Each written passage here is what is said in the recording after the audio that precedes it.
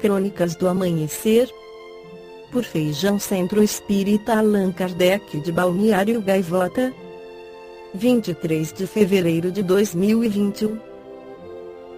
O veto dos pais nas escolas da Espanha.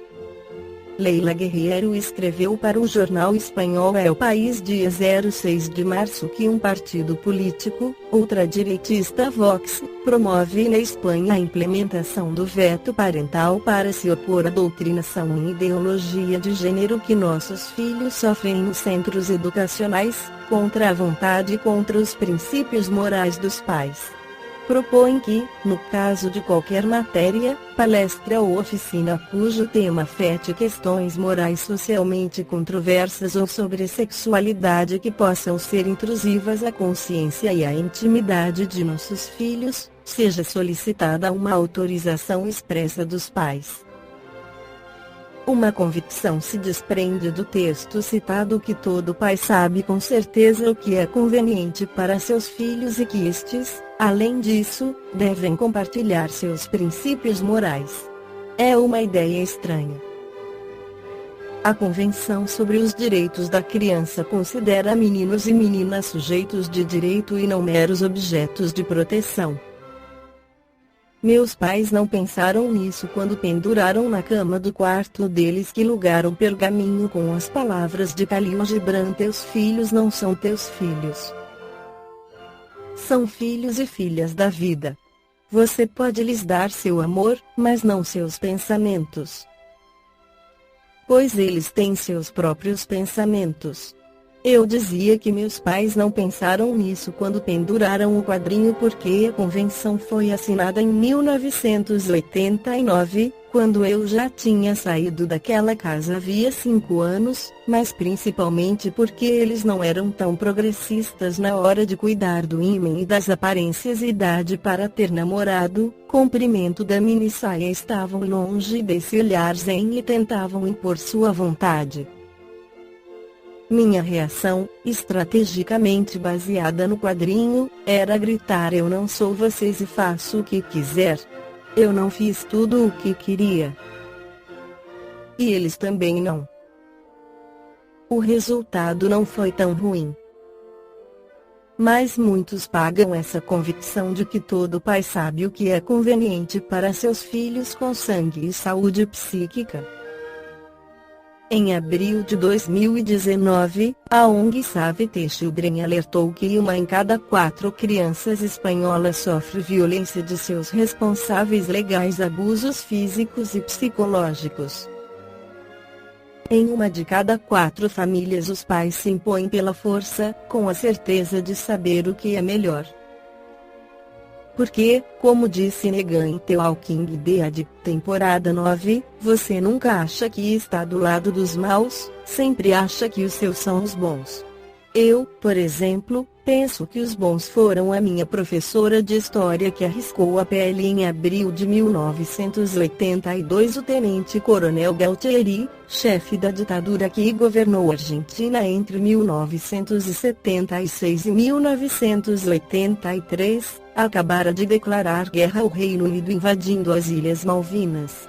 Quando nos disse: hoje não daremos aula. Vamos falar sobre por que essa guerra é a loucura de um demente. Ou a minha professora de filosofia que, diante do estupor de todos, defendeu perante as autoridades uma colega grávida que os pais haviam espancado por ter engravidado. Ou a que sugeriu que, se eu não quisesse ver a escolta da bandeira ir a eventos oficiais, eu não queria que pintasse minhas unhas de vermelho para que não pudessem me obrigar. Durante a ditadura, jeans e unhas pintadas eram proibidos na escola. Ou a que nos falou com desprezo dos alunos que tinham escrito uma frase cruel no banheiro masculino dirigida ao nosso professor de desenho, que era gay embora não falasse disso. A educação em minha casa era estimulante, meus pais eram esclarecidos, não eram a favor da ditadura. mas tampouco estavam de acordo com a perda da virgindade antes do casamento e nem que uma menina de 15 anos pintasse as unhas, e a homossexualidade e a guerra eram coisas que aconteciam com os outros. Teus verdadeiros educadores te revelam a matéria básica do teu ser, algo que não é suscetível de ser educado ou formado, mas dificilmente acessível, apertado, paralisado. Teus educadores não podem ser outra coisa senão teus libertadores, escreveu Nietzsche. Em plena ditadura, com gestos mínimos, alguns professores me fizeram pensar contra os meus pais, a época, os preconceitos dos meus pais, os meus. Mas essas são antiguidades. Aqueles que promovem o veto parental são verdadeiros filhos de seu tempo, um tempo em que só se deglutem ideias daqueles que pensam igual, se copula com preconceitos regurgitados e se rumina masturbatoriamente dentro de uma jaula confortável. A escola não é um lugar ideal, mas costumava ser um lugar onde se esperava que aprendêssemos, entre outras coisas, que o ecossistema familiar não é o único que existe. Não é, sobretudo, um destino ao qual devemos nos submeter. No Livro dos Espíritos, Allan Kardec esclarece sobre a infância nas perguntas 383. Qual é, para o espírito, a utilidade de passar pela infância? Encarnando-se com o fim de se aperfeiçoar, o espírito é mais acessível durante esse tempo às impressões que recebe e que podem ajudar o seu adiantamento, para o qual devem contribuir os que estão encarregados da sua educação. 384. Porque os primeiros gritos da criança são de choro para excitar o interesse da mãe e provocar os cuidados necessários. Não compreendes que, se ela só tivesse gritos de alegria, quando ainda não sabe falar, poucos se inquietariam com as suas necessidades. Admirai, pois, em tudo, a sabedoria da providência. 385. Qual o motivo da mudança que se opera no seu caráter a uma certa idade, e particularmente ao sair da adolescência?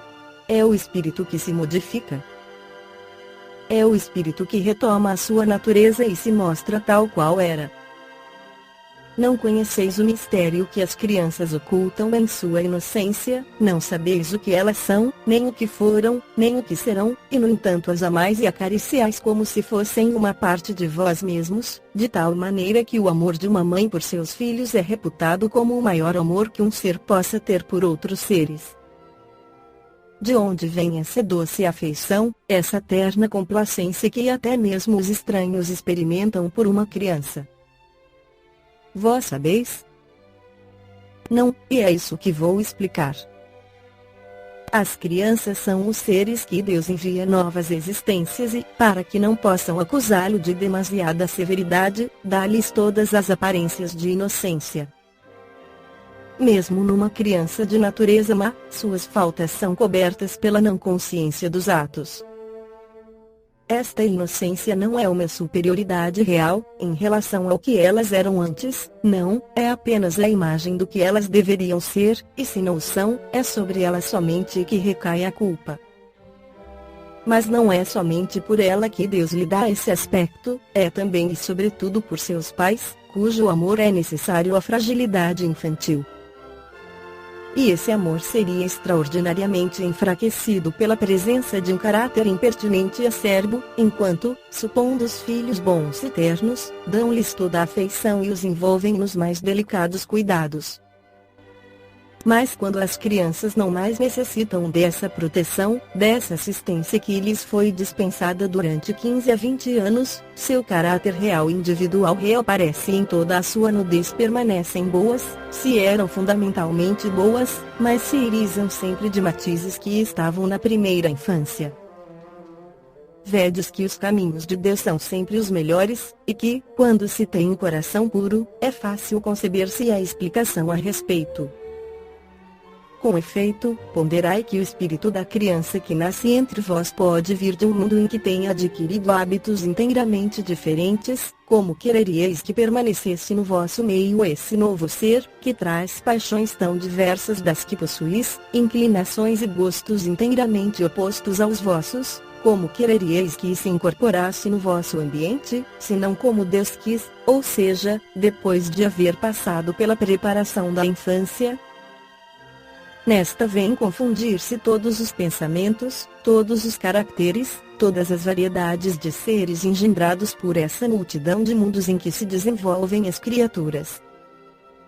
E vós mesmos, ao morrer, estareis numa espécie de infância, no meio de novos irmãos, e na vossa nova existência não terrena ignorareis os hábitos, os costumes, as formas de relação desse mundo, novo para vós, manejareis com dificuldade uma língua que não estáis habituados a falar, língua mais vivaz do que o é atualmente o vosso pensamento.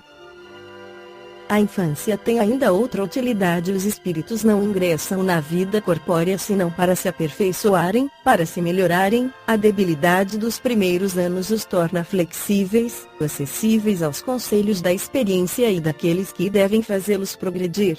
É então que se pode reformar o seu caráter e reprimir as suas más tendências. Esse é o dever que Deus confiou aos pais, missão sagrada pela qual terão de responder.